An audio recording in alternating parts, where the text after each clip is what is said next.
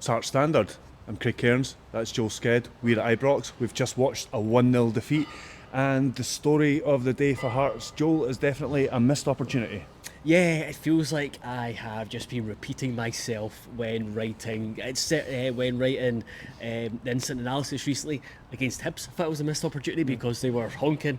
Against Heidenheim, it was a missed opportunity because we were brilliant and the Hearts were brilliant in the first half and didn't take the chances. And then it was a missed opportunity today because it was a mixture of thought Hearts were pretty good over the piece. But at the same time, Rangers were again there for the taking. So it just made for a very frustrating afternoon because you really did fear the worst after 6 minutes, and you were kind of just like, well, same old Hearts at Ibrox, let's pack up and go home. It's kind of done and dusted, but grew into the game, helped out Rangers and their inadequacies. But when it really mattered, what Neil Critchley said after the game, there was a lot of nearly moments, but deep. When it comes down to it, I'm just slagging Rangers off for not being very good. We didn't have the required quality to actually make it matter, make it count. Exactly, that's exactly what I was going to come back and say there, is that for all the good play, for all the nice passage of play, the amount of times that they had Rangers on the ropes, that they got the crowd on unsettled, there wasn't really much for the Rangers goalkeeper to do.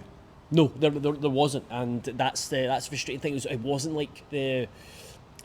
like Thursday where created kind of clear-cut opportunities. Yeah, exactly. It was more Hearts got into good areas, and then the final bit wasn't. Final bit was lacking, whether it was someone having the quality to take the fullback on 1v1, get to the byline and then create something, or to beat a man and get a shot away, or just that kind of incisive pass. It only happened once, and I think it was right in the second half when Shanklin did brilliantly to get the ball turned and slip it through for Vargas. His first touch isn't great, but he manages to get there, kind of like poke it past Butland, comes off the post.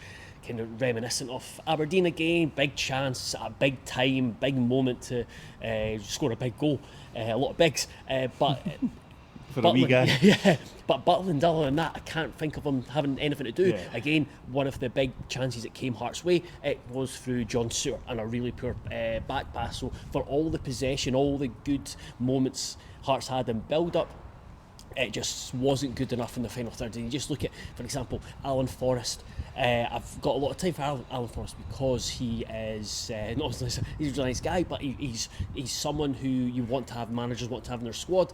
But I just think on the stage like today, I just never felt confident he was going to get the ball and he was going to get away from Hefty, and then Jefty, however you pronounce it, I'm not sure. and then create a chance. That's just an example. Just didn't think there just wasn't the required quality. I wonder whether the early goal played its part though, because as the old adage goes, the goals change games. There's lots of talk these days about game state and how teams respond to how teams play when the results at the scorelines at certain stages. And I'm just kind of speculating a wee bit here, but I wonder whether what we were talking about there, everything was maybe a wee bit more rushed in the final third after that because it's not 0-0. I mean, I don't know if there's anything in that. At the time, I would say at times there wasn't enough urgency. Especially there was moments where both teams were guilty of this, giving the ball away, and then you've just got the opportunity to pounce. I just didn't think Hearts took that opportunity. I just thought it wasn't quite just the sometimes maybe just belief, like we can win this. Let's just go and take the game by the scruff of the neck, and just take it to Rangers. I just thought at times it was a wee bit too tentative, and sometimes guilty of giving the ball back to Rangers when there was a chance to keep it in the final third, because that's Hearts had a lot of the ball. I think in the middle third, it wasn't a case of Rowles and Kent knocking it back between each other.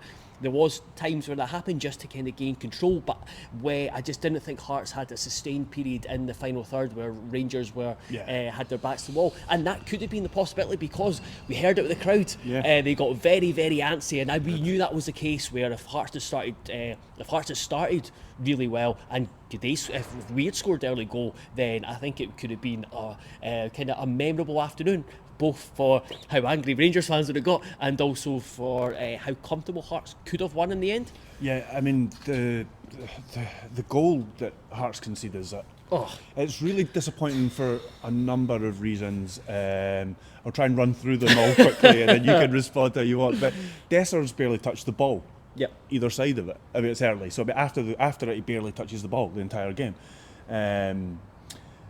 It was Hearts. We've seen how well Hearts have pressed under Neil Critchley, and it just felt like that was far too easily bypassed. It was just a couple of passes and they were up the pitch. A couple of times Raskin was just getting far too much space in between our front two and midfield four. Basically, yeah. There was a few times when it was far too easy, and I think the fact that how poor Rangers were afterwards, especially in the second half.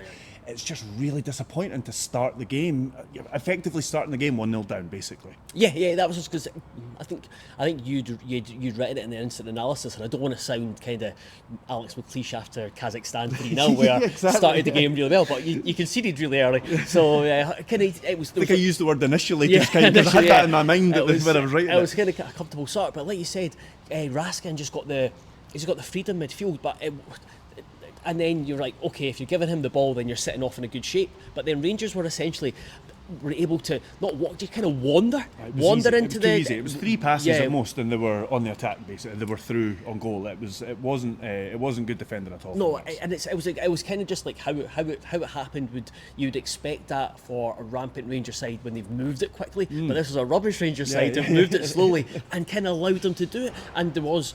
Because we talked about it, the Raskin, just how Raskin was getting on the ball. I think he was given man of the match, and there was a moment in the second half where Critchley kind of turned away in frustration because he was able to get the ball really easily from the Rangers' defence.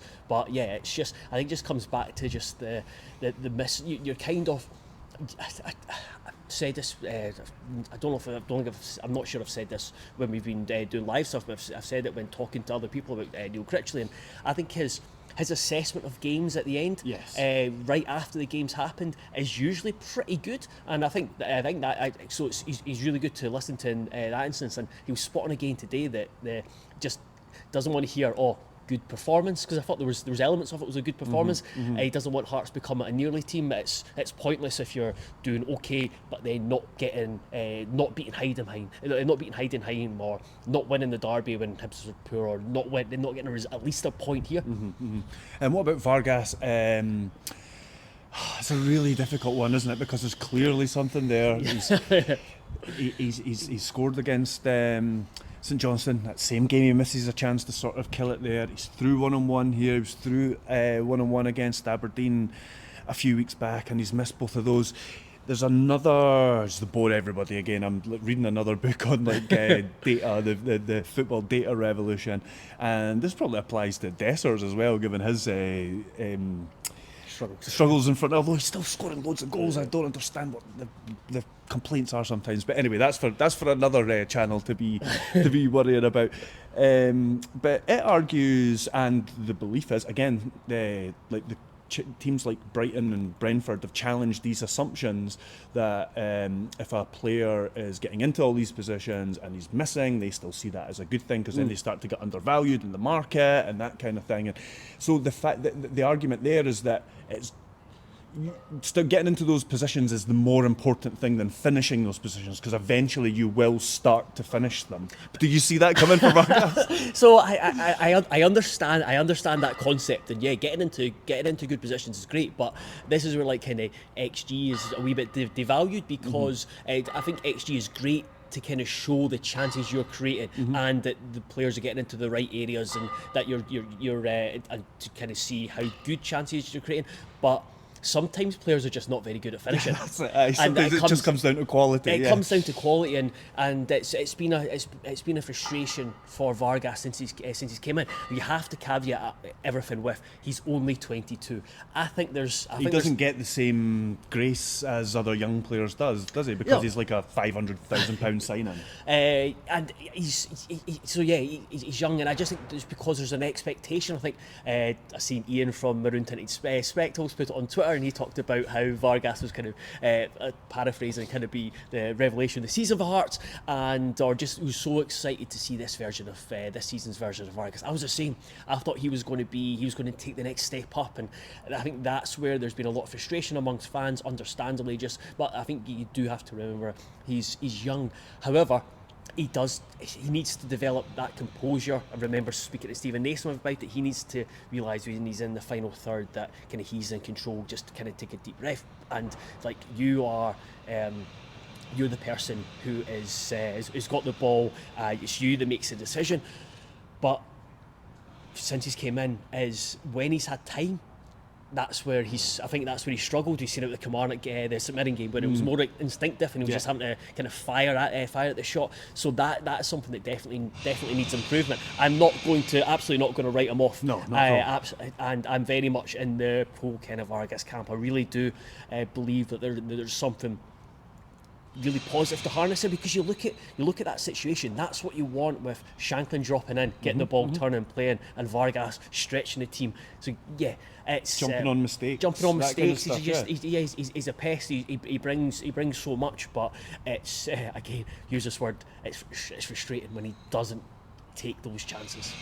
Yeah, I think that's the overall theme, is frustration. I did ask Neil Critchley after the game about the international break. What I tried to ask was, must be good that you're going to get some time on the training pitch, because it's just been game after game after game. I think he took my question to mean it'll be good time for a break because you've just had a couple of defeats. But thankfully Joel kind of followed up and asked what I meant to ask. And I think, obviously, Hearts do need that. And Neil Critchley does need that. They've not had, other than the 4 days when he first took over, and even then the first game the first day would have just him getting in the door. It wouldn't have been necessarily taking training.